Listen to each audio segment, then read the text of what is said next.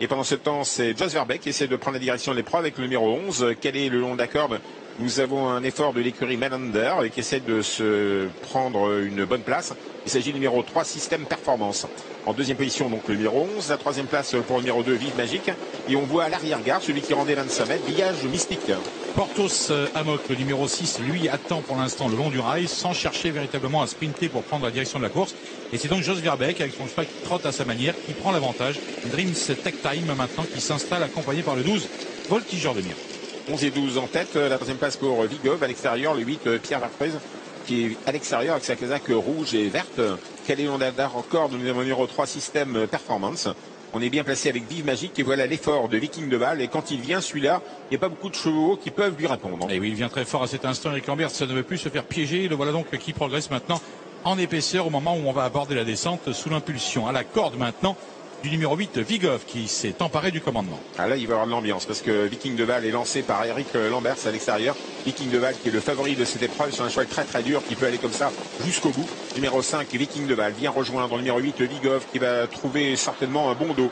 En troisième position, c'est toujours Voltigeur de Hermite, numéro 12. Que va faire Pierre? Je pense qu'il va reprendre dans le sillage d'Eric Lambert. C'est de bonne guerre et c'est bien pour Eric Lambert, c'est Viking de Val et c'est bien pour Vigov également. Les deux leaders vont peut-être aller très loin désormais. Numéro 5, Viking de Val, le 8, Vigov, deuxième. La troisième place pour le 11, Dreams Tech Time avec Jos Verbeek en blanc. La quatrième place pour le numéro 3, Système Performance. Voltigeur de Mire n'a plus de dos, c'est bien ennuyeux. Un peu plus loin se retrouve Village Mystique qui essaye de revenir. Et voilà, si Eric Lambert est dans une position beaucoup plus confortable que la dernière fois, c'est lui pour l'instant qui est en patron en tête de la course devant le numéro 8 Vigov et derrière il n'y a pas d'attaque pour l'instant au moment où les concurrents vont aborder le début de la montée. En file indienne pour aborder la montée avec Viking de Val, le favori en jaune, c'est le numéro 5 en deuxième position, le 8 Vigov, le 11 et troisième en blanc.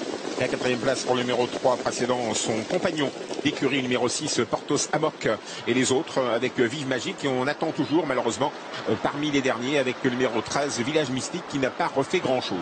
Et c'est dans cet ordre que les concurrents vont passer derrière le petit bois. Il n'y a pas d'attaque pour l'instant. Pain béni pour le driver de tête, en l'occurrence Eric Lambert avec Viking de Val qui continue de contrôler la situation pour l'instant. Allez, la France avec Viking de Val et Eric Lambert toujours en tête, numéro 5, le 8 Vigov en deuxième position. Il y a plein d'étrangers ensuite avec le numéro 11 Dream Tech Time avec également à l'extérieur. On vient avec Système Performance, c'est son compagnon d'écurie, le 6 Porthos Amok qui vient pleine piste, ramenant dans son sillage.